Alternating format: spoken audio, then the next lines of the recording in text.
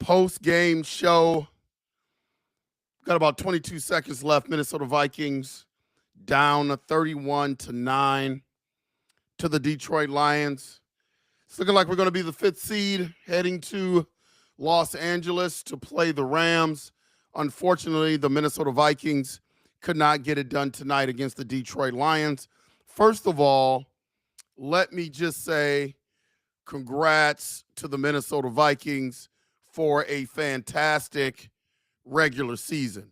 I mean, nobody in a million years would have thought the Vikings would finish their season at 14-3, have an opportunity for the number one seed with all of the obstacles and everything that we had to overcome, transitioning at cornerback, losing Danielle Hunter, having a death in the franchise, and piecing all of these things together. So hats off to Kwesi, hats off to KOC, hats off to B-Flow for giving us a 14-3 season. I'm still going to ride with the boys until the wheels fall off in the playoffs. Still a big-time Viking fan. Now, with that being said, doesn't mean that we can't have a few critiques. You know, there are some in the fandom and some people that are fans of a lot of different teams that feel like you just have to throw your blinders on, you know, when you're a fan of a team and not throw some critiques out there. And I'm not the one. I'm not that person. I'm a huge Viking fan. But the one theme about tonight that I want to talk about is, and then I want to hear from the people in the live chat, that people come on the live chat. Like, I want somebody to educate me. Like, when you talk about tonight, I thought it was a night of just missed opportunities, man. It was just a night of missed opportunities. And when you miss on some of those opportunities, it changes the whole complex of the game. Like, the game was won by the Detroit Lions tonight, 31-9. But I thought the Minnesota Vikings, especially early, had a lot of opportunities, man, to just blow the game open.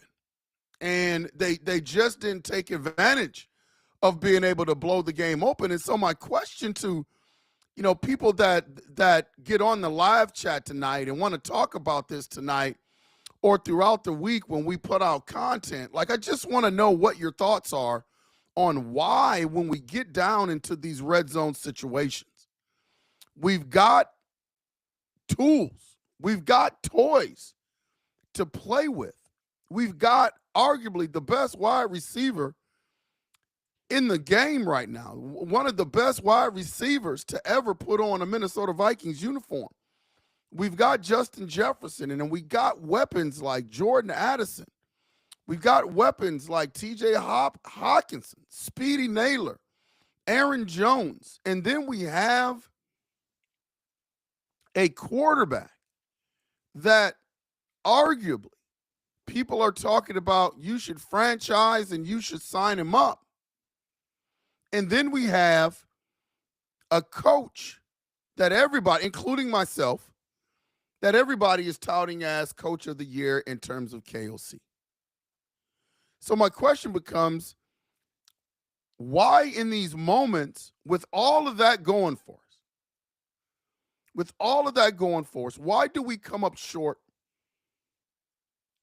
in the moments tonight when it most counted? Like, it's got to be, and I don't want to go away from this. I don't want to shy away from this. Like, it's either a few things. Was the Detroit Lions defense that good where they could just shut us down in those moments in the red zone? Maybe that's the reason. Like, if somebody wanted to sell me on that, I'll buy it, but it's got to be something. Maybe the Detroit Lions defense was that good in the red zone where we just couldn't get anything done. What were the Detroit Lions doing that other teams couldn't seem to do when they played the Minnesota Vikings? Like, was their defense that good? Secondly, was it wide receivers not getting open, miscommunication, not running correct routes, not getting separation? Like, you hear all of these terms What was it? Was it that Detroit Lions defense maybe was so good? Was it the Vikings wide receivers? Was it quarterback play for the Minnesota Vikings? Did Sam Darnold pee down his leg tonight? Did he not make the right reads? Did he not make the correct throws? Were there things open? I haven't watched the All-22. The game just ended. Were there things that he could have taken advantage of in the end zone that he didn't take advantage of in the end zone? Down near that close. Several times. They had more than 10 snaps in the red zone tonight and couldn't get it done. The running game. You know, we had limited runs in the red zone. We kind of went away from that. We handed the ball off a few times. That didn't get it done. Is it our ability to be able to run in the red zone? Is it play calling? Is it play calling in the red zone? See, I'm not stuck on one thing. I just want to find out the answer. The answer is why.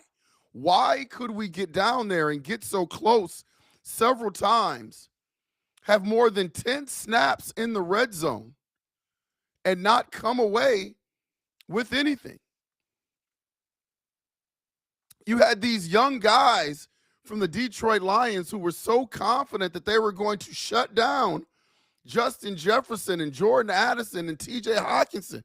And everybody thought that they were talking garbage. But yet they came through tonight. Man, I am still on board. Our coaching staff has done a fantastic job.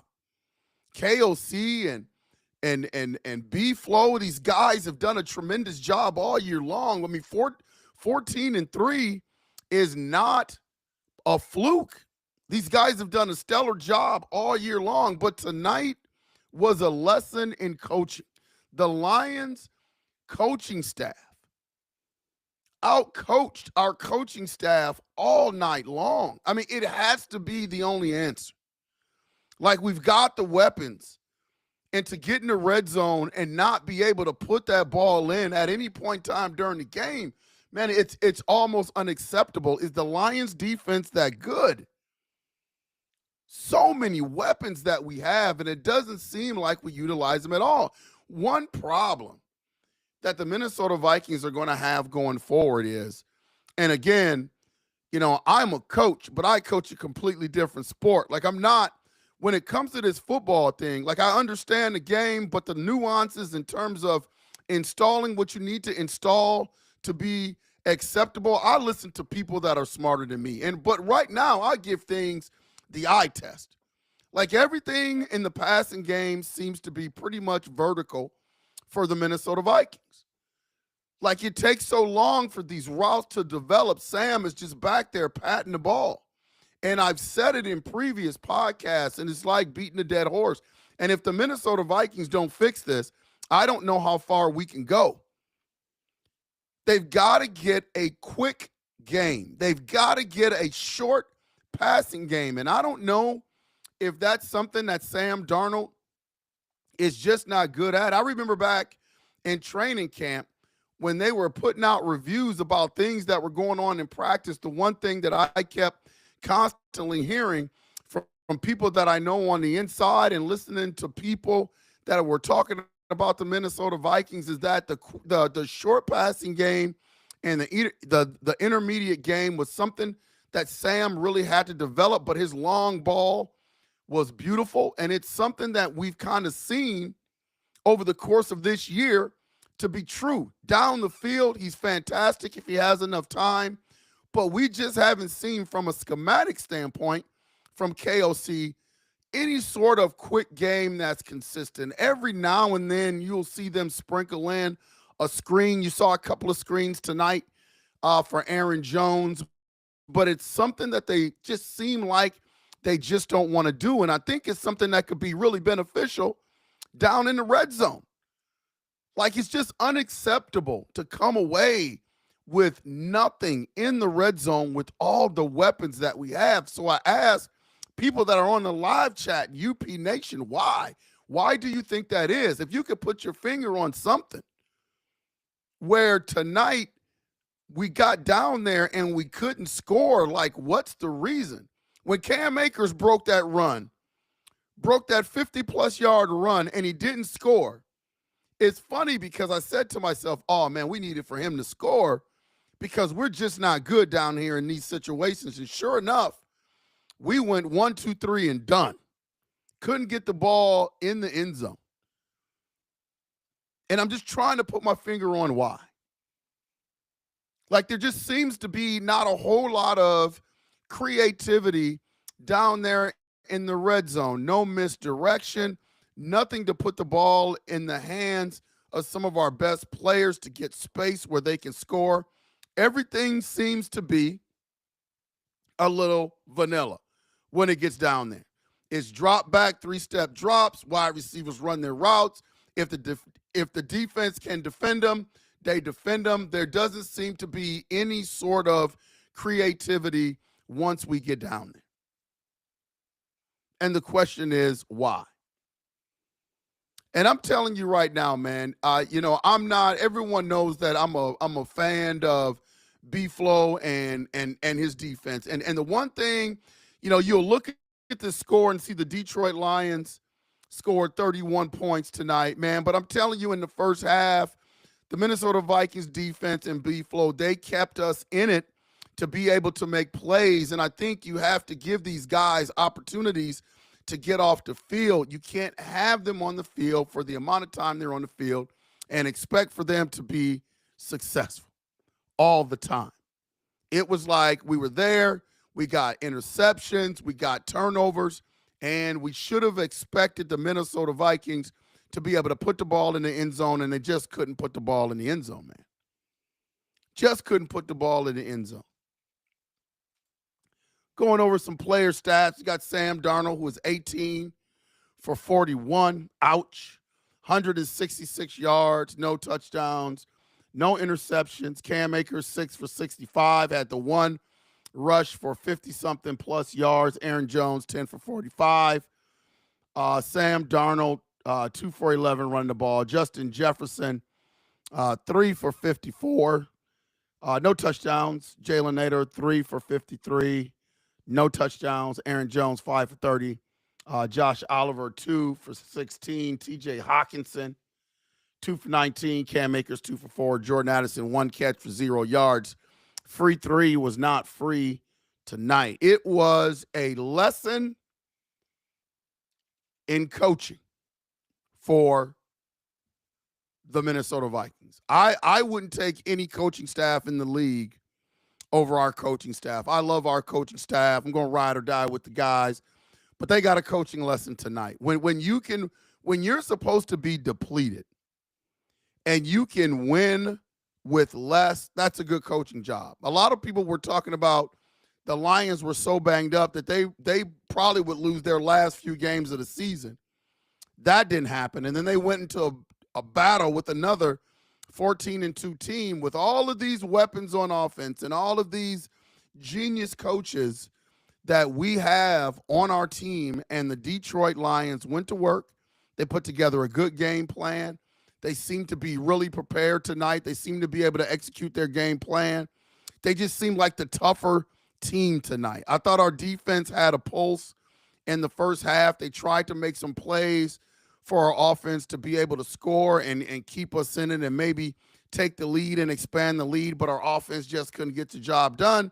It was just a stellar coaching job by the Detroit Lions and Dan Campbell. As much as it hurts for me to say that, it was just a fantastic coaching job by the Lions to be able to get that done and to be supposedly as depleted as you were on the defensive side of the ball, to hold our powerful offense to 9 points with the quarterback that has been the hottest quarterback in the league for the past several weeks, and KOC being touted as coach of the year, man. For them to be able to do that was just a fantastic job.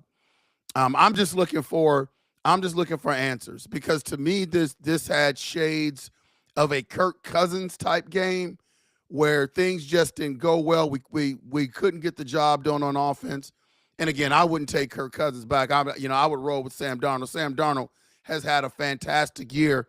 This game was just not his best. I mean, you could have thrown a number 8 out there, and we would have had the same game at quarterback. And I just try to pinpoint what's going on, why. We had 2 delay of game penalties in the game. We could have had several more. I mean, the Minnesota Vikings have this habit of running that play clock down to zeros almost, man, for multiple plays. We could have had multiple delay of game calls that just weren't called by the referees. And again, philosophy-wise, I just wonder why that is. We got the playoffs coming up. We got the Rams next. We drop to the 5th seed, so we'll be traveling out to Los Angeles. Hopefully the Minnesota Vikings are able to get that done. Man, I'm just looking for answers. I'm just looking for answers in terms of, man, with all these weapons, why do we go dry? Like, especially, we weren't facing the number 1 defensive team in the league tonight. We just weren't. We were facing a depleted Detroit Lions defense. They're one of their major cornerback today that was talking all that garbage, about what he was going to do to the Minnesota Vikings, got hurt, and it didn't seem to matter. When you have all of these weapons on offense and you don't put points on the board, you just wonder why that is, especially when you get down in the red zone near the goal line. Man, it's just a problem with the talent that we have. It's just almost unacceptable of why we couldn't put the ball in there. Like, I just don't have an answer for you. I haven't gone back and watched the all 22. I don't know. I don't know whether it's play calling. I don't know whether the defense, the Detroit Lions defense is that tough. Like, if you're the one to analyze their team and think their defense is that tough, man, what am I missing? Put it in the comments. Because I didn't think that they should be that tough, but obviously they were tonight. Are our wide receivers not getting open?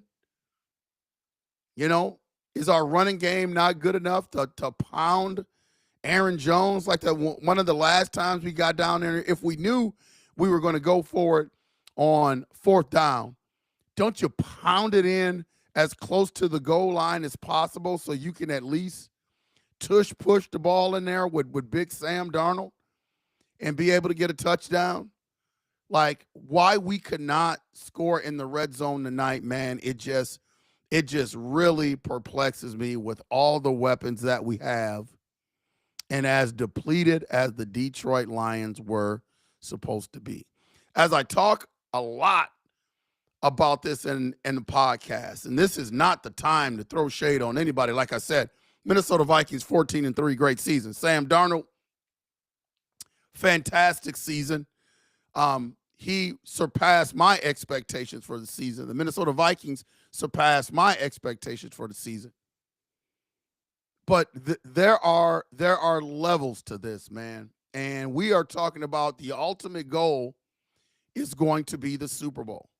And I think a key component to going to the Super Bowl and winning that thing is that you have to have the quarterback. You have to have an elite quarterback. And my problem has never been anything statistical with Sam Darnold at all. I mean, Sam Darnold's stats has been fantastic this year. Again, he's had a fantastic season stat-wise. But I always say this, I don't get too enamored with stats. I want to see the guys that when the moment arises where you have to make a play or you have to carry a team, that's the guy I want quarterback. And he doesn't have to have the best stats in the league. He just has to have the best stats in the league when it counts. That's what I want for my quarterback. I want that championship DNA. Kirk Cousins had the stats. Kirk Cousins does not have that championship DNA. So when the decision comes about what to do next year at quarterback, I think you have to look inside. You have to look inwardly, not get enamored with all the stats, but look for people that can rise up in the moment. Man, Jared Goff tonight was absolutely stellar. He was comfortable. He was comfortable with his offense. We came at him with a lot of different blitzes. He threw the hot reads. He threw the drag routes. Jared Goff was absolutely fantastic tonight. Absolutely fantastic tonight. And when you get that type of quarterback play, you can win a lot of games. And I'm not so sure Sam played terrible. I just want to know that with all the components that we have, in terms of coaching, in terms of running back, in terms of wide receiver, in terms of quarterback, why can't we just put it together when it all counts? Why can't we put it together when it all counts in those moments? I mean, 10-plus snaps inside the 10. About 15 snaps, 15, 16 snaps inside the red zone. And we, with all of these weapons, and we couldn't muster enough points. It's just perplexing to me. Something that we'll talk about throughout the week. UP Nation, put your thoughts in the comments. Hit that like and subscribe button, man. Educate me on what you thought about tonight's game and what went wrong with tonight's game. And I'll respond because I'm just perplexed right now. Minnesota Vikings lose to the Detroit Lions 31-9. We will make sure to see ya when we see ya. Latre, take us home, man.